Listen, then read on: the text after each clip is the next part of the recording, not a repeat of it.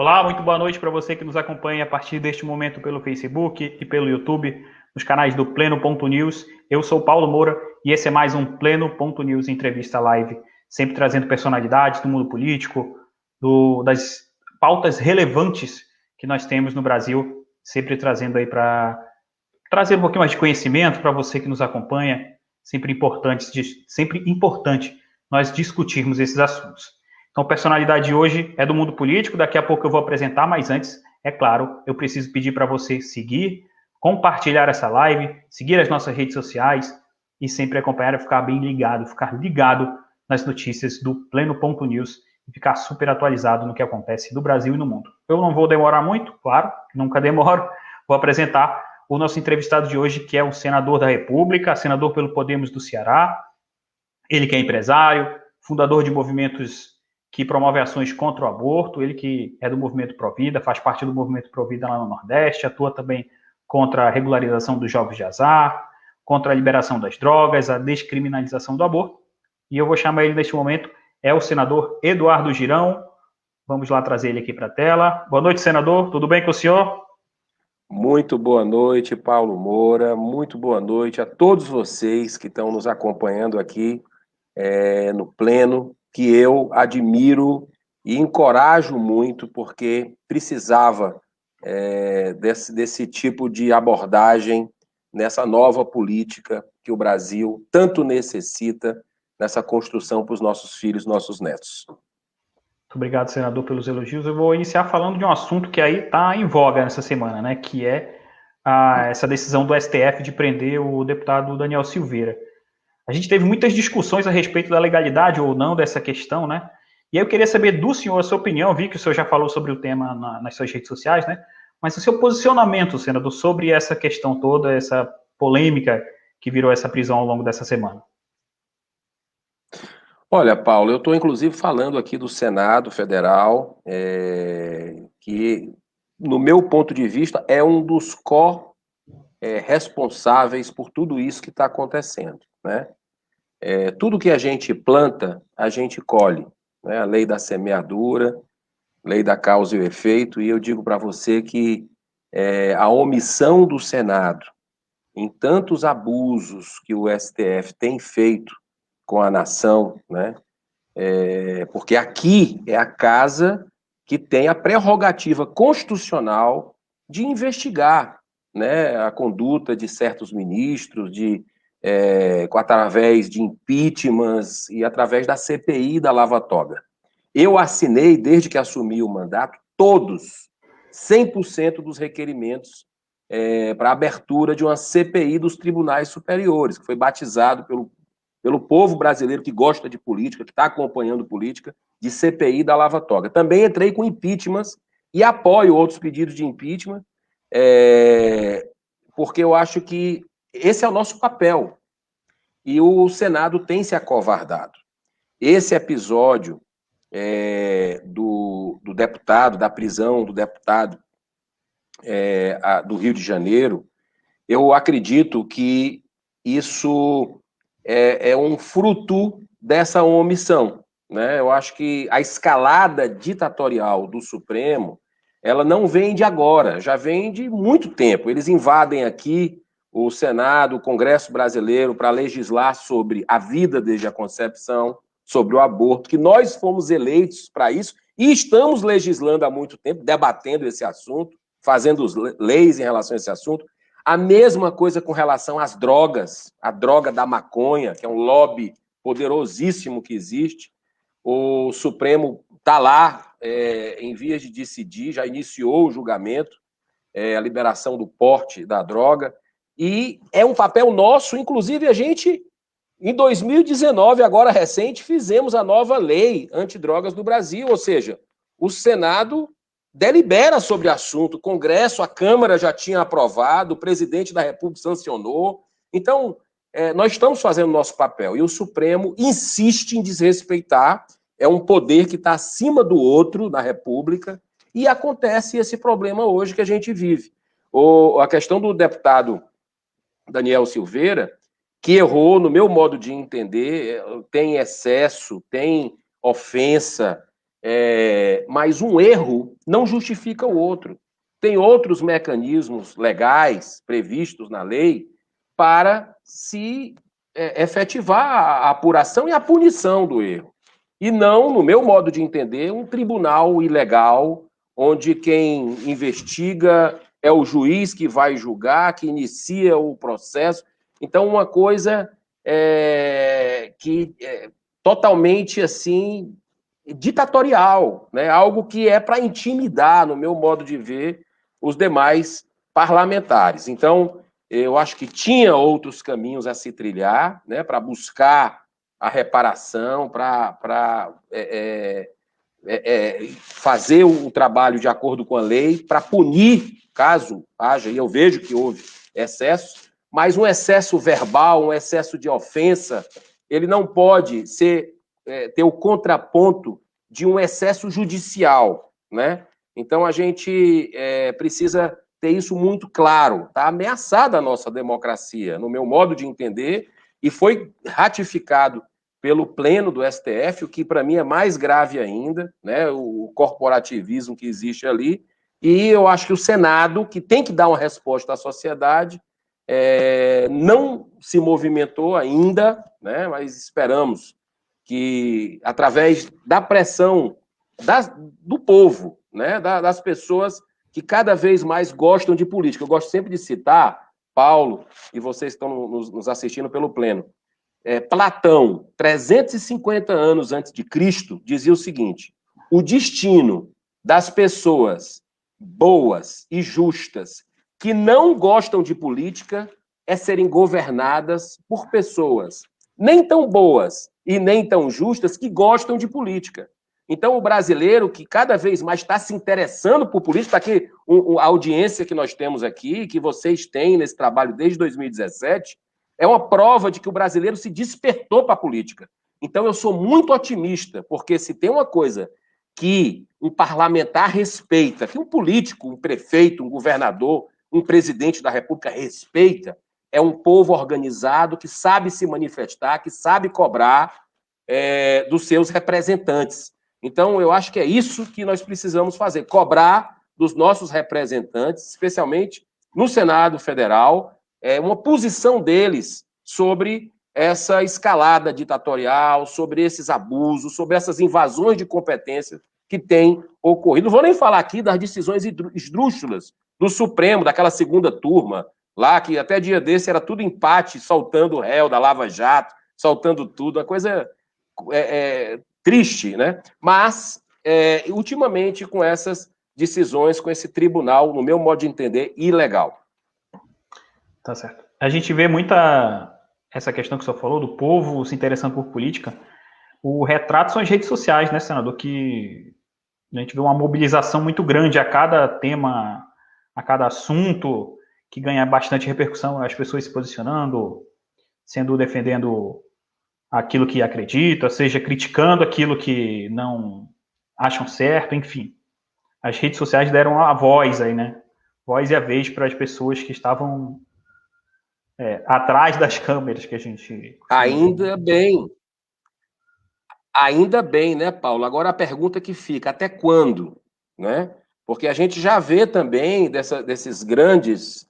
né? Dessas grandes redes sociais, esses conglomerados multibilionários que existem, uma tendência, no meu modo de ver, eu já percebo isso, uma tendência ideológica, né? Então, quer dizer, você vai lá, discorda de um pensamento, diz que é fake news e vai e corta a pessoa, porque pensa diferente de você. Então, não existe tolerância, não existe liberdade de expressão. Então, isso são veículos de comunicação, são meio... Como é que é? Então, eu acho que é muito perigoso. Eu, particularmente, já percebi que algumas postagens que eu faço nas minhas redes sociais, que é Eduardo Girão Oficial, tanto no Face como no Instagram, eu percebo que algumas postagens falando, por exemplo, do tratamento precoce, né, que é uma realidade hoje em dia, independente, não importa quem é que, se foi o presidente da República que falou, se foi a oposição que falou,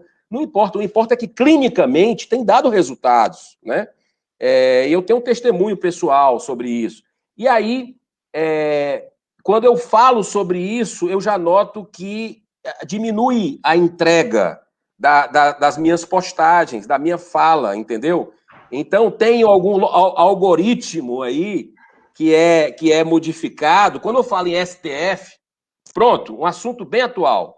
Quando eu falo em STF, eu já tenho notado isso de algumas semanas para cá, já começa a cair muito a mobilização, né? A gente já vê que não existe essa entrega para o meu próprio público, né, que me acompanha.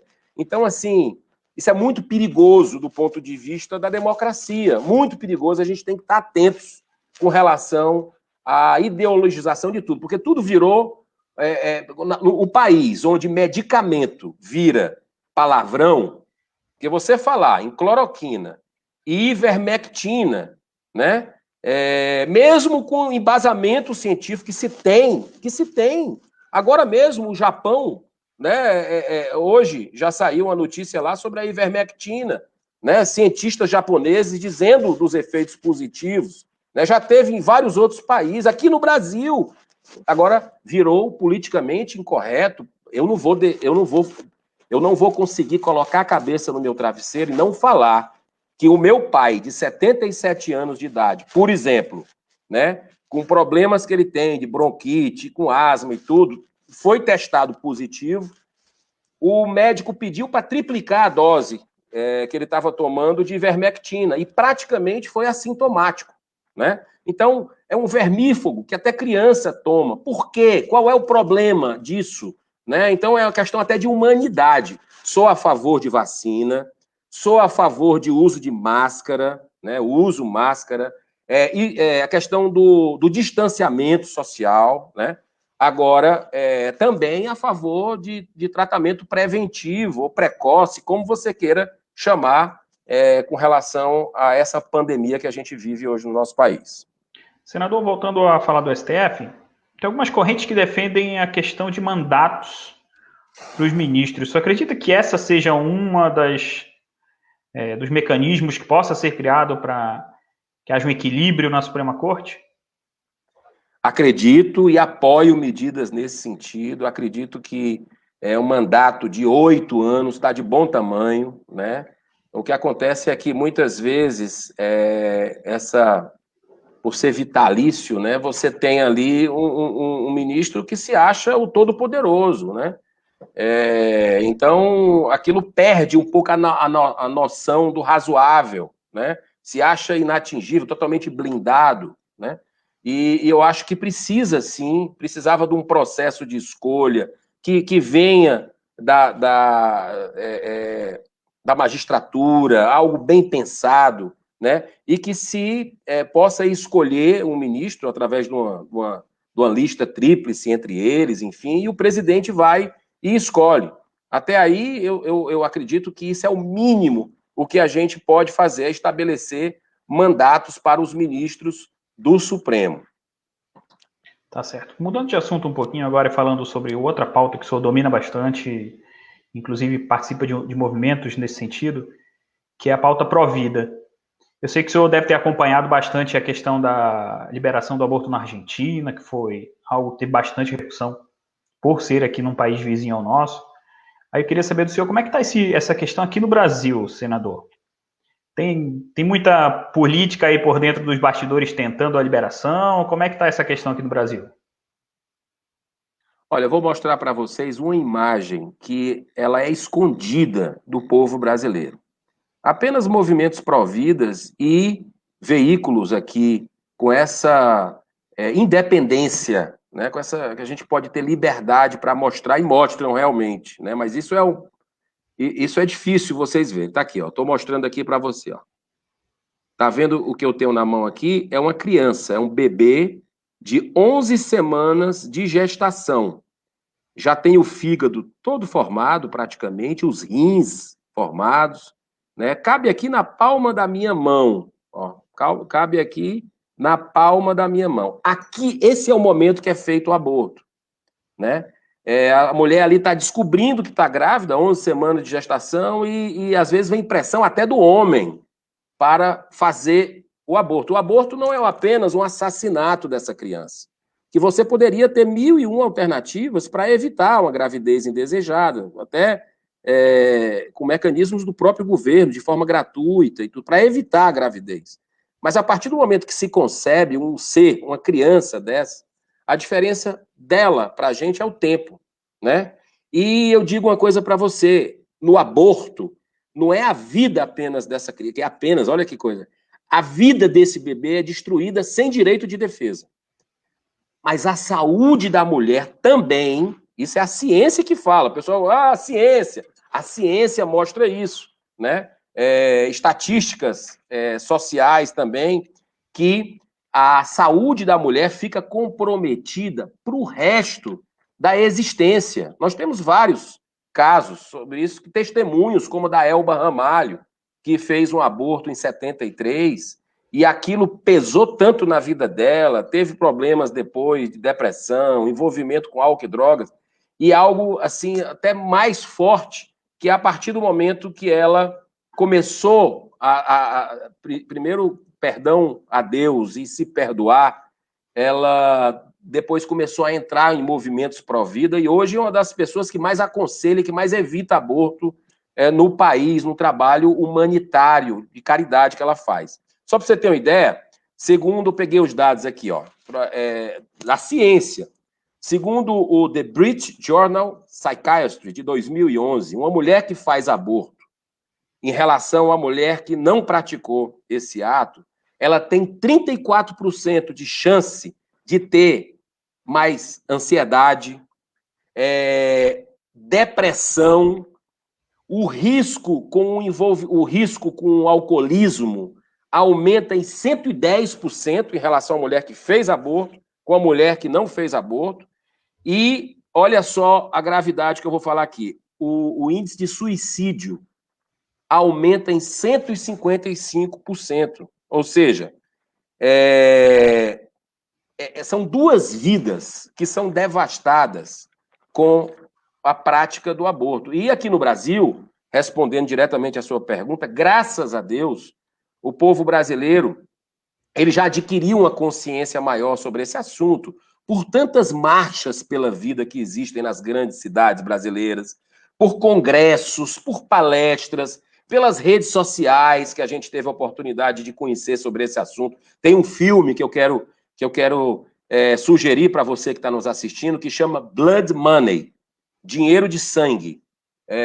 Blood, de sangue, né? Money, de dinheiro. Aborto legalizado. Esse filme está de graça no YouTube, né? Um filme americano que foi traduzido aqui para o português e mostra o que é que está por trás da indústria, porque é uma indústria do aborto, nada de direito. O objetivo ali é dinheiro, né?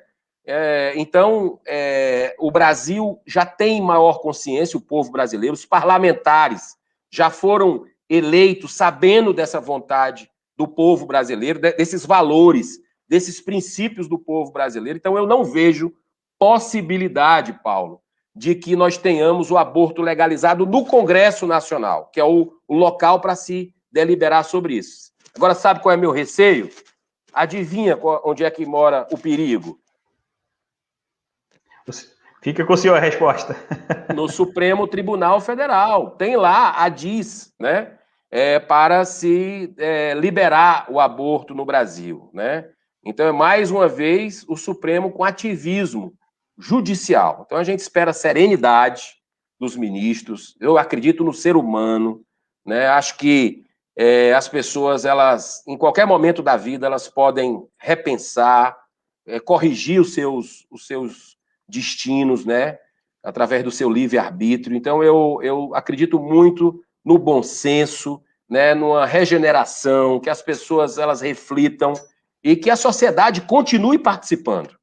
Antes você viu uma matéria num grande veículo de comunicação do Brasil, não vou falar nomes aqui, mas nesses grandes veículos, se tinha uma matéria sobre o aborto, há 10 anos atrás, era 98% dos comentários falando que tinha que legalizar, que era isso mesmo, que é o direito, aquela coisa.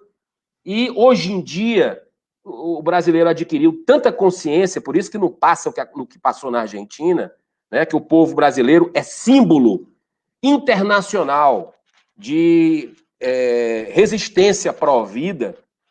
Então, hoje em dia, a metade dos comentários, ou mais, já são de pessoas que vão lá e defendem, com base na ciência, né? Já que eu dei esses dados aqui, que, por exemplo, um dado que pouca gente sabe é que com 18 dias da concepção, 18 dias da concepção, já tem um coração batendo no ventre da mãe. Um carocinho lá de arroz, já tem o bebê, já tem um coração batendo lá. Então, é vida, gente. Vida tem que ser preservada. Vou colocar alguns comentários aqui que estão chegando aqui na nossa live, senador.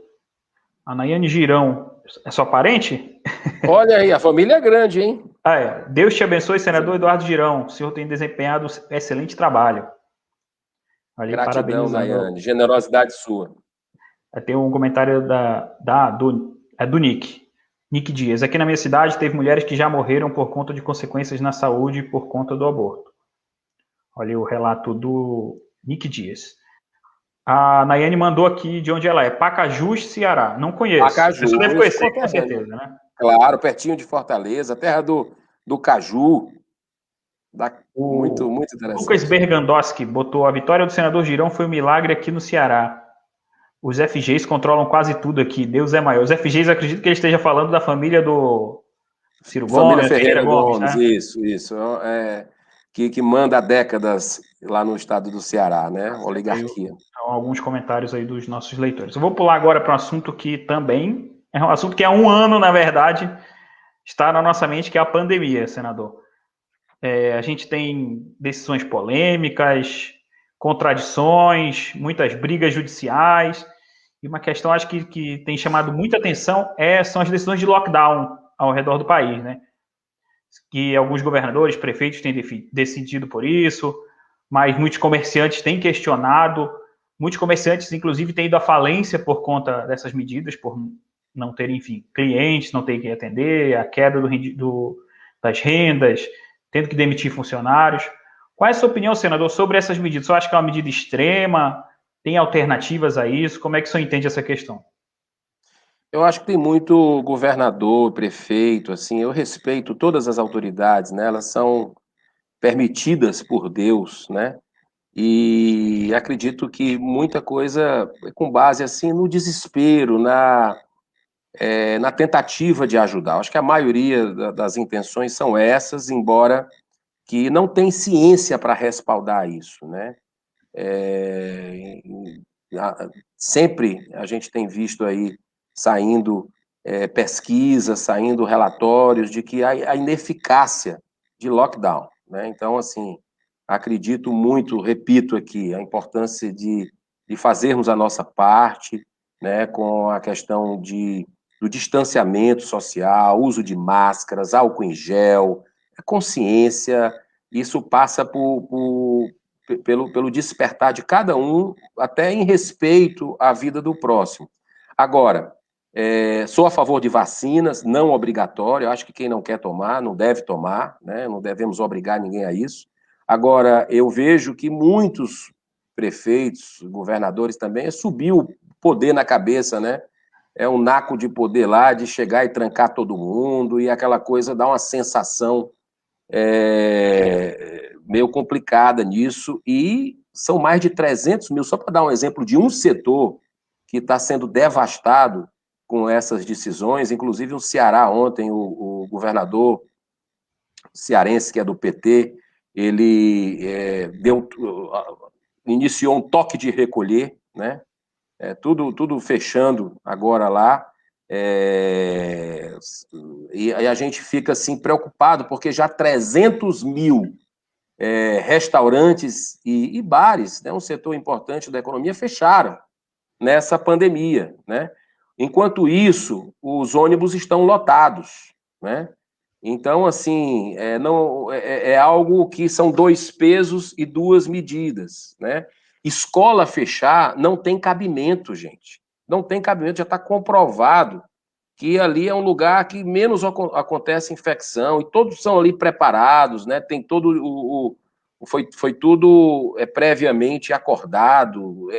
Eu fui em escolas públicas e privadas no Ceará recentemente, tudo marcado direitinho.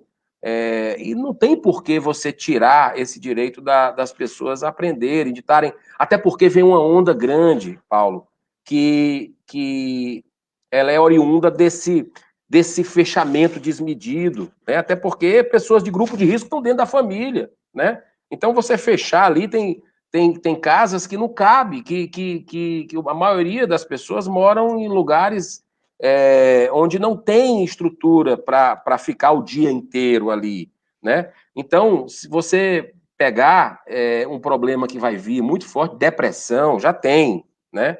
Mas as consequências psicológicas, mentais, de tudo que está acontecendo é muito grande. E você indo para a escola, a vida acontecendo normal, eu acho que isso traz um alento, traz uma esperança, que nós vamos conviver com isso. Eu tenho convicção de que Deus não autorizaria uma pandemia dessa, né, se não fosse por um bem maior, né?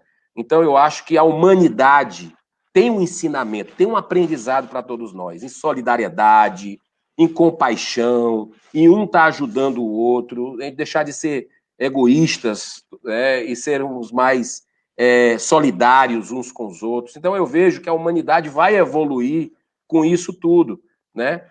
Mas a gente precisa ter muito bom senso nesse momento. Sabe uma coisa que a gente tem que dar os parabéns, por exemplo, e que tem segurado as pontas, assim, de que a vida está voltando ao normal? O futebol, né? O futebol. Você vê que dá deu tranquilamente. Tinha gente que era contrário. Tinha gente que era governador, prefeito, que era contrário voltar, né? Quer dizer, até para o distanciamento, a pessoa poder ficar mais em casa e tudo, o futebol, né? Voltar na televisão, alguns estádios ali, que é um ambiente controlado, só os jogadores, o pessoal da comissão técnica, os gandulas e tudo. E acho que, de uma forma responsável, com medidas sanitárias máximas de proteção, poderia voltar num estádio daquele tamanho, inicialmente 10, 15, como você já vê em outros países fazendo, né? Então, acho que a gente tem que ver que a fome mata. A fome também mata, o desespero também mata, né? Então, é muito preocupante essa decisão ali de alguns governadores, de alguns prefeitos, em fechar tudo quando não se tem ciência para respaldar que isso vai diminuir contágio. O senhor falou mais cedo, a gente vai agora abordar mais próximo, né, desse assunto, que é o tratamento precoce. O senhor chegou a falar do caso do seu pai, né? E é um assunto que tem muita controvérsia, muitos veículos diariamente têm batido nesse assunto. E aí o senhor até falou que vê também uma questão das redes sociais tentando ali diminuir o alcance, censurar. Queria que o senhor falasse um pouquinho sobre essa sua experiência com a questão do tratamento precoce. A gente conversou, inclusive, há semanas atrás com a doutora Nise, com a doutora Raíssa Soares, que inclusive assumiu na Bahia uma Secretaria de Saúde, que são defensoras desse ponto. Eu queria que o senhor falasse da sua experiência a respeito do tratamento precoce. Contar a história que o senhor já adiantou, né, que é da sua família, com seu pai, né? Olha, nós estamos vivendo hoje uma cegueira política muito grande no país, né? E muitas vezes com fins, olha que coisa triste de falar, mas é a realidade, né? O ser humano é isso também, com fins eleitorais, né? Então, o pessoal já está pensando em 2022, né? E isso não tinha que envolver nada de política, né? Isso é ciência, e a ciência não pode ser essa minha aqui é a melhor, a sua é a pior. Não, a gente tem que saber que numa pandemia dessa é tudo muito novo. Você não vai ter estudos aqui comprovando 100% de eficácia de medicamentos, qualquer que seja, em tão pouco tempo de testes que a gente está tendo, né? Então, assim, mais estudos clínicos, você vê, grandes hospitais, vou falar do meu estado, tá? O estado do Ceará, a Unimed, é um grupo privado, a Apvida, elas colocaram no protocolo lá, no início da infecção, né, ali, o primeiro de 1 a 3 dias, se eu não me engano, colocaram lá a questão da hidroxicloroquina, tá certo? Azitromicina e outras substâncias, né? Então, quer dizer, isso teve... Você acha que o hospital ia fazer isso se não tivesse? Claro que com recomendação médica, né? Com acompanhamento médico, né? Prescrito pelo médico. Então, só que hospitais públicos, aí eu vejo viés ideológico nisso tudo, né? Porque o presidente da República, né, que eu tenho críticas, né, públicas em relação a algumas posições do governo federal, mas também reconheço acertos, assim como tem erros, tem acertos também, a gente tem que falar também para ser justo. E porque ele foi levantar mostrou o medicamento e foi defender publicamente o medicamento, se começou um boicote sistemático, virou, como eu falei, palavrão, né? Isso não é certo porque tem pessoas, tem médicos que têm receitado para pacientes, eu aqui sou um que tomo ivermectina já há alguns meses, né? Com acompanhamento médico, meu pai também, lá em São Paulo, né? Inclusive com 77 anos, eu repito, com comorbidades e tudo, ele foi infectado pela Covid e o médico dele disse, triplique a dose da ivermectina. E triplicou a dose e meu pai praticamente não teve sintoma nenhum, né? Então, assim, se uma vida for salva, Paulo, o sofrimento poupado por causa dessa nossa live aqui, falando abertamente sobre esse assunto, para mim está tranquilo. Podem me criticar, falar que eu não sou médico, que não era para estar falando, mas isso é que eu estou vendo. Muitos amigos senadores, Paulo, senadores, eu vou dar nome aqui, porque ele colocou público, outros eu não posso falar, porque eles disseram para mim que tomaram, mas não me autorizaram a dizer. Mas esse senador, que é do Espírito Santo, Marcos Doval, tomou cloroquina, né? Foi o médico receitou assim que teve. Então, assim, a cloroquina tem alguma contraindicação para pessoas que têm problemas do coração, tudo bem, né? Sempre que eu digo acompanhamento médico. Agora, a ivermectina, que não tem contraindicação, que criança toma, é algo também com acompanhamento médico, a gente tem que ressaltar isso, mas não tem porquê. Não tem porquê você não levar essa verdade, não levar essa opção, tirar a esperança das pessoas. Então, eu acredito que muita gente foi morta e eu acho que é uma espécie até de omissão de socorro, algum crime contra a humanidade. Isso um dia a história vai mostrar essa guerra que a gente teve aqui, ideológica no país. Você liga a televisão, é só notícia ruim, rapaz, não dá para assistir. Não tem como você assistir ali, você tem se você ficar conectado àquilo, você adoece. Você acaba adoecendo de verdade, porque já está provado a psique com relação à somatização, né? Problemas que você vai somatizando, que a mente tem um poder muito importante, tanto na cura quanto no adoecimento nosso. Então, eu acho que a gente tem que ter positividade, nós vamos passar por isso, né? Tem muita coisa a acertar nessa pandemia? Tem muita coisa errada. Você vê a quantidade de corrupção que houve, porque dinheiro não faltou, Paulo.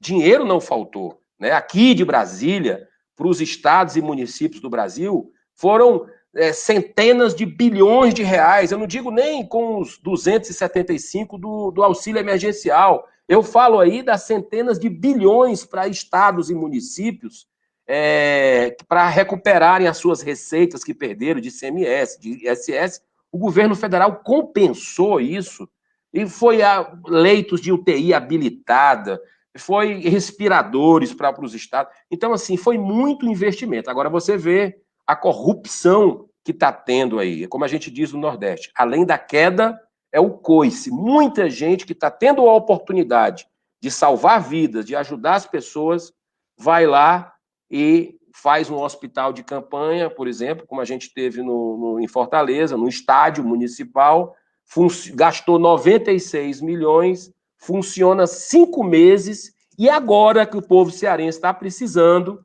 por uma segunda onda, eles desmontaram o hospital de campanha. Todo mundo sabia que ia ter uma segunda onda, desmontaram o hospital de campanha. Então, é algo assim estranho, porque isso acontece, e tantos superfaturamentos de respiradores que nós tivemos na nossa terra e em outros estados do Brasil, que todo mundo sabe aí das operações da Polícia Federal. Ainda bem que a Polícia Federal está de olho, Ministério Público, e a gente acredita muito nessas instituições. Eu tenho um projeto de lei, para você ter uma ideia, que nunca foi votado aqui no Senado, e eu pedi, implorei aqui que fosse votado no ano passado, que é a questão para duplicar a pena em caso de crimes contra a administração pública nesse período de pandemia e tornar esses crimes crime hediondo, né?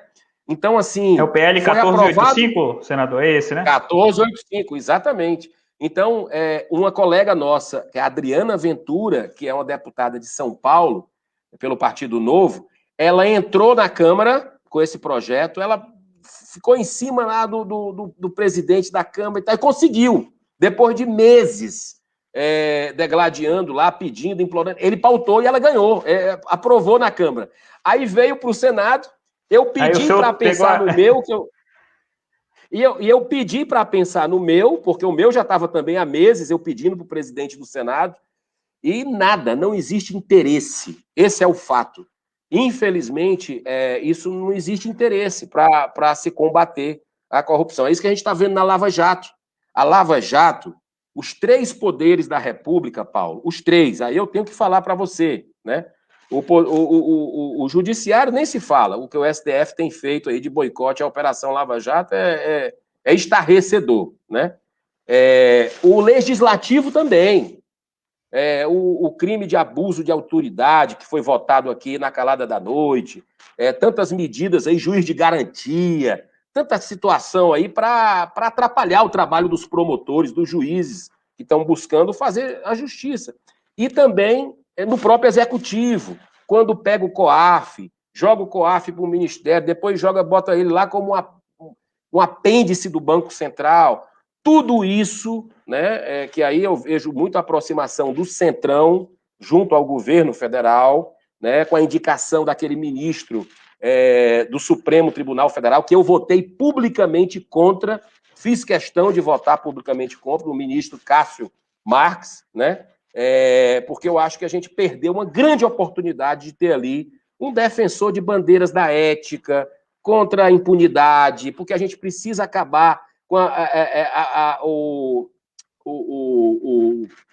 o foro privilegiado no Brasil, que é a blindagem dos corruptos. A prisão em segunda instância precisa voltar. E o que a gente está vendo das decisões do Supremo, com esse ministro indicado pelo presidente Bolsonaro, infelizmente, é o mais do mesmo. Está acontecendo uma destruição exatamente desses projetos que visam tirar o Brasil de joelhos, né? Porque o grande problema desse país, eu acho que a maior reforma, precisamos fazer a reforma tributária, sim, emergencialmente, esse ano, precisamos fazer a reforma administrativa, sim, emergencialmente, acabar com burocracia, um Estado mais enxuto, mais produtivo.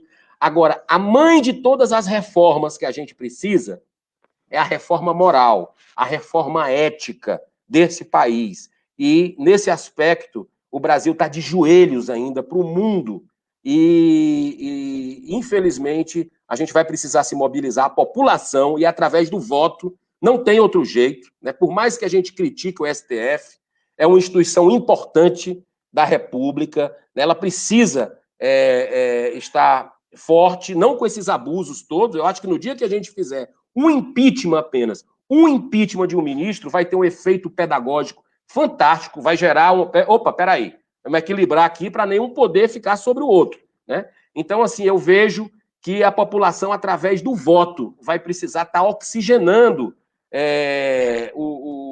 a classe política, trazendo para o Congresso novos personagens, pessoas comprometidas, com histórico, pesquisar. Hoje em dia está muito na cara a verdade, quem é quem, né? Então, assim, eu acho que esse amadurecimento tem sofrimento, né?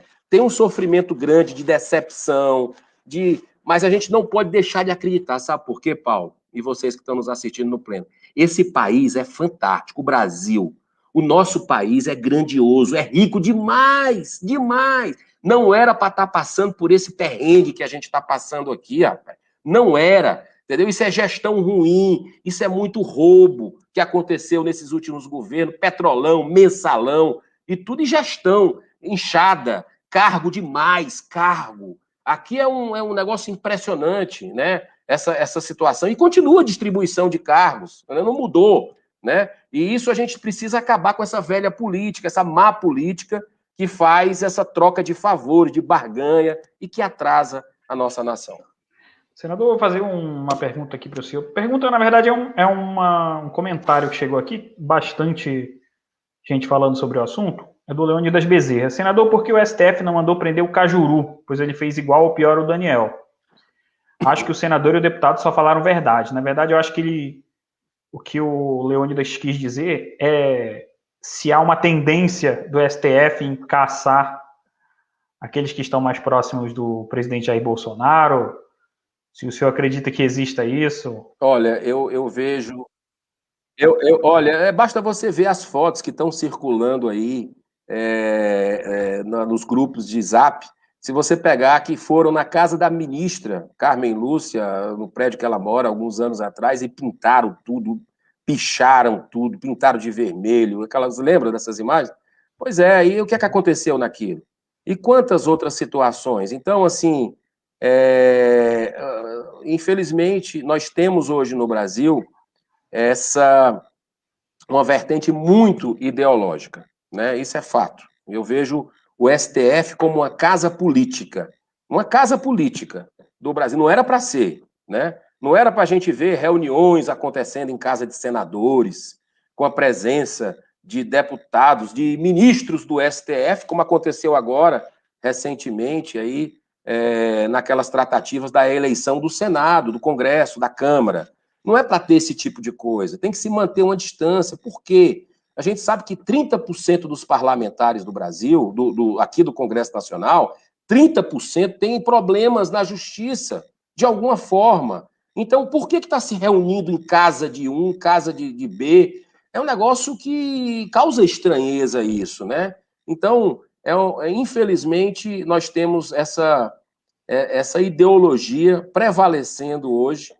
Muitas vezes você vê pelas decisões também, né? Decisões, o jogo está todo montado aí para a inocência daqui a pouco do ex-presidente Lula, né? Muitas situações que a gente fica estarrecido, mas nós vamos estar aqui sim, denunciando, colocando a verdade, orando, porque a guerra é espiritual. Quem tem a sua religião, quem é católico, quem é espírita, quem é evangélico, né? O Brasil é fantástico até por isso, assim, todo mundo se dá bem, todo mundo se respeita, e nas causas lá, como o aborto, por exemplo, como contra a liberação da maconha, tá todo mundo junto, jogo de azar, jogatina, tá todo mundo junto contra, né? Então, eu acho que o povo de bem do Brasil, o cidadão de bem, tem que se manifestar mais, e eu acho que é isso que vai ser a grande virada do país, porque além da oração, é claro, porque a guerra é espiritual aqui, não é uma guerra entre os homens, né? É uma guerra espiritual.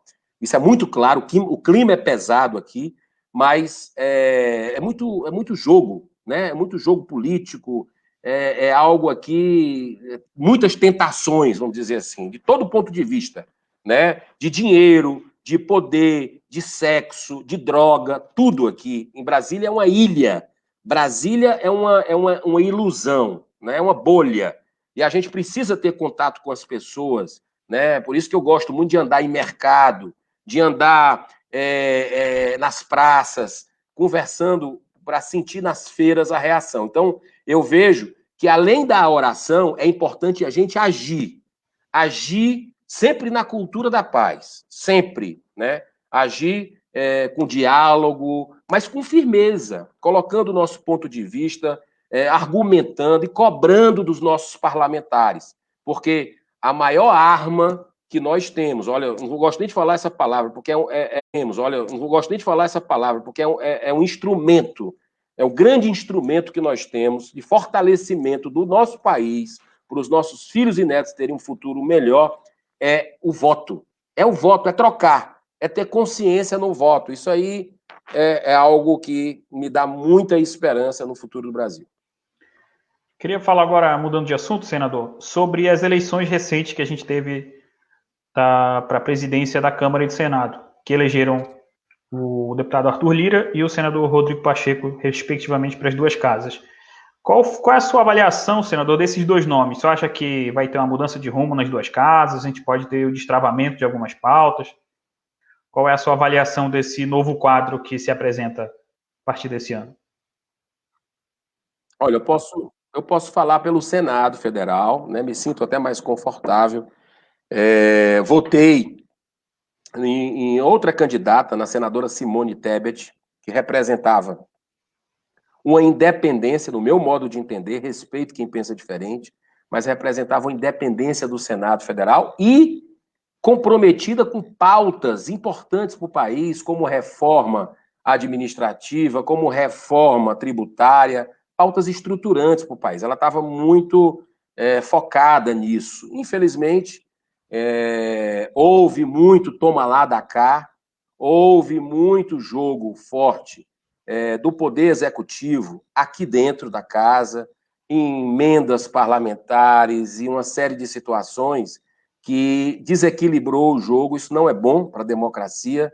Acho que as casas têm que ter independência e o presidente Rodrigo Pacheco foi eleito com apoio, acredite se quiser, com apoio não apenas do Planalto, mas apoio do PT, apoio do presidente Davi Alcolumbre, que engavetou todas as CPIs para analisar o judiciário, que engavetou todos os pedidos de impeachment de ministro, né? É como diz o Martin Luther King, grande pacifista que eu admiro, humanista americano. Ele diz o seguinte: uma injustiça em um lugar é uma ameaça à justiça em todo lugar, né? Então, se a gente tem o Supremo Tribunal Federal, um lugar que não podia ter injustiça, está tendo, tem algo muito errado. Então, o Senado é conivente com isso. E eu digo que o crime está reagindo, pelo que eu lhe falei, nos três poderes da República, para liquidar o maior patrimônio que nós temos no povo brasileiro. Eu estou aqui no Senado, eu lhe digo para você, muito inspirado pela Operação Lava Jato, que ela é símbolo internacional no combate à corrupção, um símbolo positivo do Brasil contra a impunidade. É o maior patrimônio do povo brasileiro recente nessa questão da ética, é a Operação Lava Jato, uma das maiores operações contra a corrupção no mundo. E assim como aconteceu na Itália, a Operação Mãos Limpas, o crime está reagindo nos três poderes e está enfraquecendo. Os procuradores estão sendo punidos até no Conselho Nacional do Ministério Público. Olha só, era para premiar, era para estimular esses brasileiros heróis de coragem, e eles estão sendo perseguidos, inclusive pela classe política, principalmente, né?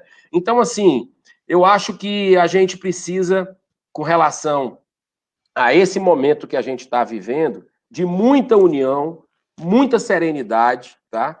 Porque a gente tem que passar por tudo isso com sabedoria para não fazer excessos, porque um erro, como eu disse aqui no início da entrevista, não justifica um outro, né? Eu acho que a gente precisa ter diálogo, mas ter firmeza também nos posicionamentos. Mensagem aqui do Alano Maia, vou trazer aqui, elogiando o seu trabalho, senador. Esse é o meu senador do Ceará, votei e não me arrependo. Representante da PCDEC em Brasília, bela entrevista. Poxa, Alano, rapaz, que bom você estar aqui com a gente, hein? Grande jornalista, cara do bem. Obrigado Mensagem pela do Alano, generosidade. valeu pela contribuição aí na nossa live.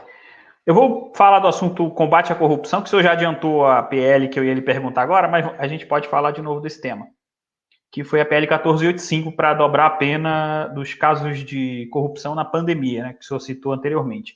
O senhor acredita que seja possível estender um projeto similar, do tipo, para os crimes de corrupção em geral? É possível colocar essa pauta em votação nas casas legislativas, que o senhor demonstrou anteriormente na sua resposta anterior, que é tão difícil? Será que é possível a gente conseguir colocar esse assunto em discussão nessas casas legislativas? Estou cobrando. Já comecei a cobrar, vou continuar cobrando, né? Acredito que muitos brasileiros se inspiraram nesse movimento de justiça para todo mundo. Olha, nunca Antes, na história desse país, como dizia um personagem acolá, nós tivemos, Paulo, grandes empresários presos, empresários corruptos presos, grandes políticos corruptos presos, né? Então, isso acendeu uma geração toda, né? Eu que nunca imaginei vir para a política, não me planejei para isso, me senti chamado para participar desse momento histórico, né? E quando eu chego aqui, acho que a gente vai avançar e está existindo um movimento para retroceder no combate à corrupção. Por incrível que pareça, essa é a realidade, o povo precisa saber. Então, eu digo para você que a gente vai continuar lutando aqui. O povo brasileiro é importante estar cobrando, acompanhando, tá? Os seus parlamentares. Repito isso com muita ênfase. Não deixe, eu sei que você está passando por problemas financeiros nesse momento, né? Com tudo que está acontecendo na nossa economia, com problema de saúde pública, mas eu acho que a gente vai sair mais fortes disso tudo e nós vamos sair mais solidários, mais conscientes disso tudo. E vamos continuar cobrando os políticos, participando do movimento, sabe? Porque, como eu falei na resposta anterior, essas mudanças na casa, né? Vou falar de novo do Senado, embora o Rodrigo Pacheco tenha sido o candidato que uniu desde o PT até o governo federal, o presidente Bolsonaro, e o presidente do Senado, Davi Alcolumbre, ou seja, apoios contraditórios, totalmente contraditórios, eu vejo o Rodrigo Pacheco, um senador, com todo respeito ao senador anterior, o presidente anterior, mas um senador mais preparado, né, com mais conhecimento, com mais diálogo, com mais traquejo para fazer avançar as pautas, que eu acredito que vão avançar, pautas de desenvolvimento do Brasil. Isso eu tenho convicção de que o Rodrigo Pacheco também está empenhado. É uma pessoa sensível, não votei nele, né, e disse, porque acho que o Senado precisava ter mais independência, isso era importante para a democracia, o posicionamento. Agora, acredito que CPI de lava-toga, impeachment de ministro, não sai com a atual presidência da casa, sabe? Isso aí, para mim, está muito claro. Agora, repito, uma coisa que político respeita, todo político respeita, é um povo organizado, se manifestando, indo para a rua, cobrando nas redes sociais, já que não pode ir para a rua, sabe? Cobrando seus representantes. Isso aí muda tudo, né? Então, não... Tem uma expressão também que diz o seguinte: é na omissão dos bons que os maus prosperam, né? Então, eu acho que as pessoas de bem têm que se manifestar, sabe? Porque senão os outros vêm e ocupam o espaço lá. Fazendo uma ligação já com a minha próxima pergunta, que é a prisão em segunda instância, o senhor acha que essa decisão do STF de vetar a prisão, o início do cumprimento da pena após a prisão em segunda instância, foi um meio de aumentar ainda mais a corrupção e a impunidade, senador? Foi o contrário, né? Total. E foi uma decisão. Foi uma decisão política, inclusive, né, assim, do Supremo, que já tinha uma decisão anterior, aí voltou atrás com a conjuntura política, um negócio absurdo que aconteceu. E mais absurdo ainda, quando eles jogam a bola para o Congresso, porque é um jogo combinado, né? No meu modo de entender, sabe o jogo de cartas marcadas, né? Tudo combinado. Quando ele joga a bola para o Congresso e diz, ensaiado, né, de que, agora o Congresso pode legislar sobre isso. Quem tem que legislar sobre isso é o Congresso, né? Essa foi a posição do ministro Toffoli, que era o presidente. O Congresso não fez nada, né? A Câmara dos Deputados não fez nada com relação a isso. E espero estar errado. Acredito que não vai fazer nessa nova gestão, tá certo? Agora, o Senado, a pessoa que eu dei meu voto para ser presidente, que é a Simone Tebet, que teve 21 votos apenas, mas ela pautou na CCJ. Ela era presidente da CCJ na mesa anterior, e ela, a partir de uma grande mobilização popular, né, cobrando os seus representantes, que eu tenho dito aqui, ela pautou para votar na CCJ, que é a maior comissão, que é a mais importante comissão, que é a Constituição e Justiça. E nós ganhamos. A prisão em segunda instância voltou lá na CCJ. Só que o presidente Davi Alcolumbre não levou para o plenário, até hoje, né? Então, fica esse jogo de empurra, protegendo ali, mas eu acredito que é fundamental voltar à prisão em segunda instância. Temos que continuar nos mobilizando pelo país, cobrando isso, e também o fim do foro privilegiado, Paulo, que já está há mais de 600 dias na gaveta do presidente da Câmara dos Deputados. Então, o fim do foro, só para você ter uma ideia, é o grande guarda-chuva da corrupção no Brasil. Por que uma autoridade tem que ser analisada lá pelo Supremo Tribunal Federal, um político, um senador, um deputado, tem que ser os processos dele julgados pelo Supremo? Olha onde é que está o absurdo disso tudo. Poucos países têm foro privilegiado. O Brasil é um dos que ainda mantém, dos países desenvolvidos, né? Que estão em desenvolvimento. Se você pegar, por exemplo, você não entende por que com a CPI da Lava Toga não é aberta, por que com o impeachment do ministro não é nem analisado. Por isso, porque muitos colegas senadores, ou correligionários de colegas senadores, têm processo lá no Supremo. Então, sabe aquele desenho? Né? Aqui, ó. Eu acho legal, porque às vezes a gente precisa desenhar. Tá vendo aqui? Dá para ver aqui o símbolo do infinito? Peraí, deixa eu colocar o seu em tela cheia aqui. Peraí. Aqui, dá para ver, aí, não? Um pouquinho mais para cima. O símbolo do infinito. Aqui? Aí, agora o símbolo, tá vendo o símbolo do infinito, ó? Então, o que acontece aqui? O Supremo, os ministros do Supremo é que julgam os senadores, certo? Quando tem problemas.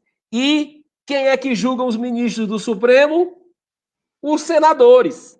Então, fica esse jogo de um protegendo o outro. É um poder protegendo o outro. Tanto que quando um senador foi dar a entrada aqui, o Alessandro Vieira, que ele é o autor do requerimento da CPI da Lava Toga, quando ele deu entrada, eu não sei se foi no segundo, ele deu três vezes, demos entrada aqui, eu assinei todas 3.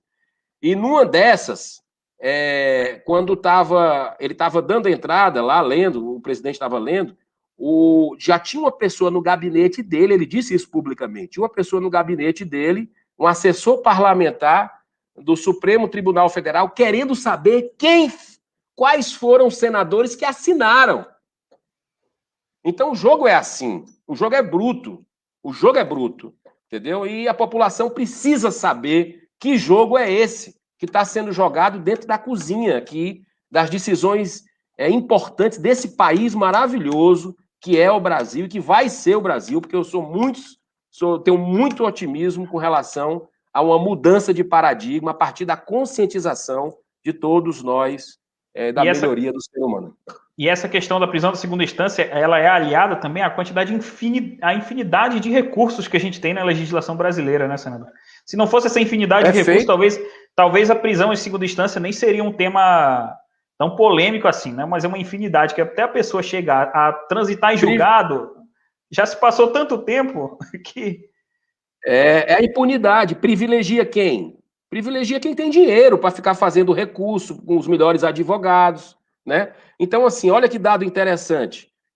Mais de 90% das decisões proferidas nas instâncias primeiras, na primeira e segunda instância, não são reformuladas nas instâncias demais, nas demais instâncias. Ou seja, não tinha necessidade de se ter ficar postergando essa decisão para a justiça. Então, isso é uma consciência que precisamos ter no nosso país, né? Porque aqui existe uma tolerância com a corrupção, com o crime de colarinho branco, né? Isso é um fato que existe, que a Lava Jato quebrou isso. Operação Greenfield quebrou isso. E nós não podemos cuspir no prato que a gente comeu, né? A gente não pode personalizar a operação. A Operação Lava Jato é do fulano de tal, é do ministro... Não, a Operação Lava Jato é nossa, é do povo brasileiro, né? E tem muito mais gente para ser punida ainda, tem muito mais gente para prestar conta com a justiça e ser presa,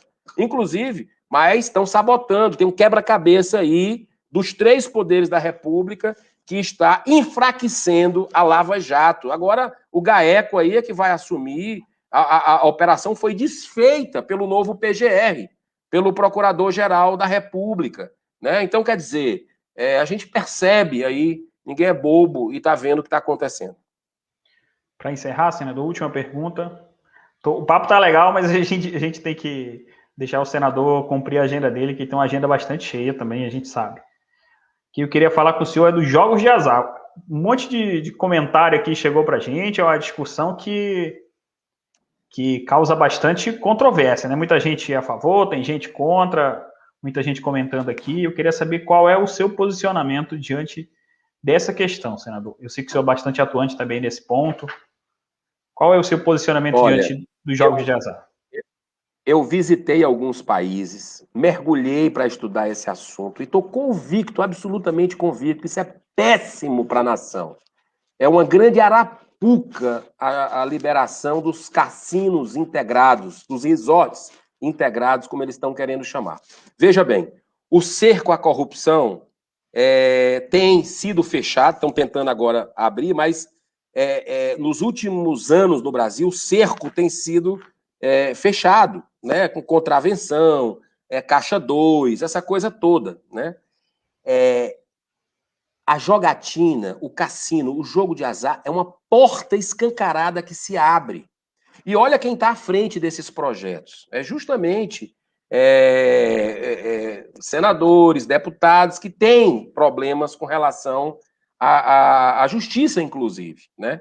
Então, você pegar o que está acontecendo, por exemplo, o argumento que eles usam, isso vai trazer emprego para o Brasil, isso vai trazer investimentos para o Brasil. Isso não é verdade, né?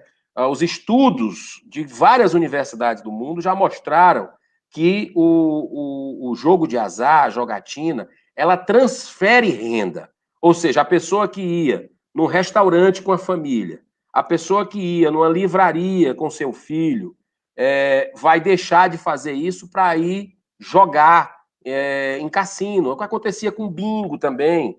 Quantas pessoas perderam tudo, tudo, porque aquilo é feito, não sei se você já teve um cassino, Paulo, aquilo é o mundo da fantasia que é feito, você não vê nem a luz do dia, você não sabe se está de noite, está do dia, é música alta, é bebida o tempo todo passando, para quê? Para você continuar jogando, ali é feito para você se tornar um ludopata, né? Porque vicia aquilo. Então, além do aspecto da destruição das famílias, quem não conhece alguém que perdeu tudo e cometeu até suicídio, né? A jogatina ela devasta valores, corrompe princípios, né?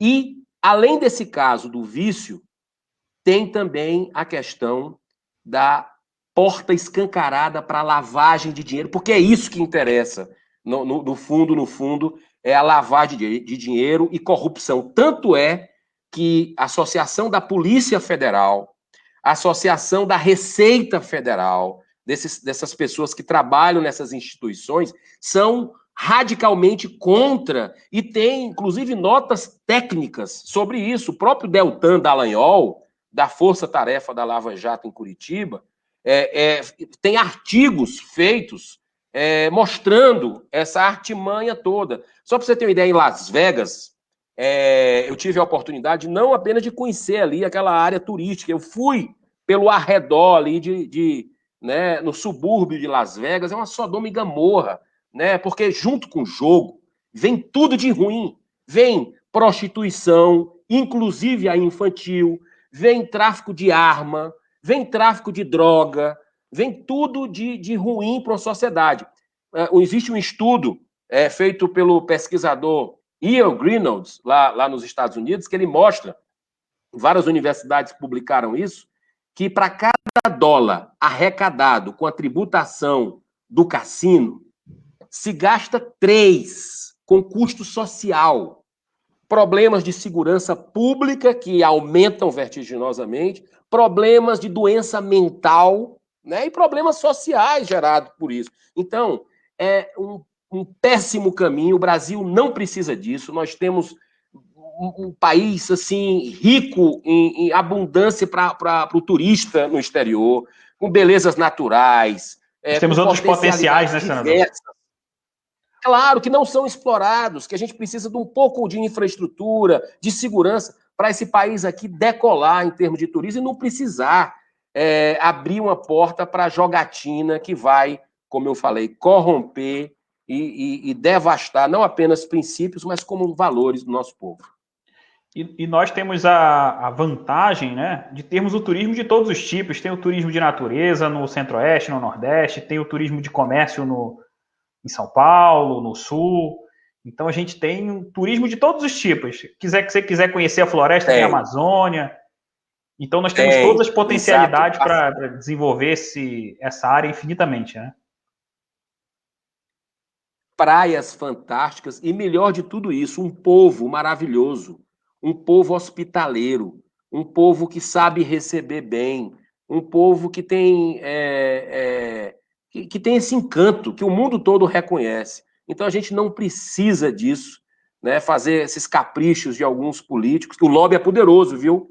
O lobby aqui está a todo gás e a população precisa ter consciência disso, se unir e trabalhar contra, nas redes sociais, falando para os seus representantes, contra legalização de jogos de azar, de jogatina, através do chamado, olha que nome bonito, resorts integrados. Né? Não tem cabimento isso.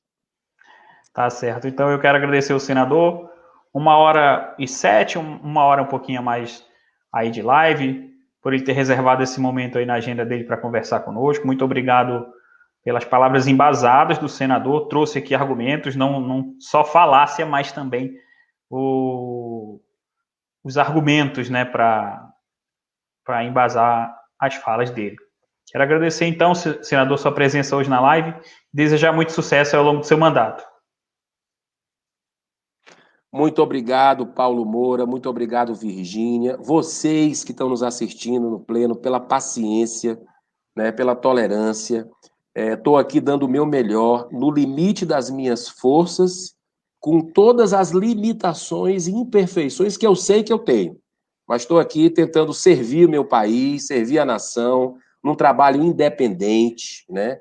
E trabalhando a favor do Brasil. Então, que Jesus nos abençoe, abençoe a você e sua família, e que tenhamos dias melhores e dias melhores virão. Muita paz. Se cuidem. Tá certo. Deixa eu ler umas mensagens aqui, senador, que chegaram aqui no finalzinho. A Cileide Rosa mandou: essa live está maravilhosa. Parabéns, senador. Estaremos em oração por sua vida. Tem outra mensagem aqui do Velton. Senador, o melhor senador do Ceará dos últimos 30 anos. Olha só, elogio aí o senador Eduardo Girão. E chegou uma última aqui, a Luísio Ramalho. Parabéns, senador, pelas suas bandeiras que são muito importantes para a nossa evolução como sociedade. Precisamos multiplicar o seu esforço para o bem do nosso país. Tá aí, então, várias mensagens aí de apoio ao senador Eduardo Girão. Eu que agradeço muito obrigado a presença dele e desejo uma ótima sexta-feira, um ótimo final de semana e um mandato aí de bastante crescimento para o nosso Brasil, que precisa tanto. Muito obrigado, senador. Amém, assim seja. Gratidão, muita paz. Então, essa foi a entrevista com o senador Eduardo Girão na noite desta quinta-feira. Eu também quero agradecer a você que esteve ao longo dessa 1 hora com a gente, acompanhando essa live, acompanhando aí as palavras do senador Eduardo Girão, e pedir que continue nos acompanhando, nos seguindo nas nossas redes sociais, as nossas lives que frequentemente nós temos aqui no Facebook, no YouTube, lives sempre com personalidades que trazem bastante relevância e assuntos relevantes para o nosso país. Quero agradecer a sua presença e dizer, é claro, que Pleno.news é notícia de verdade. Até mais!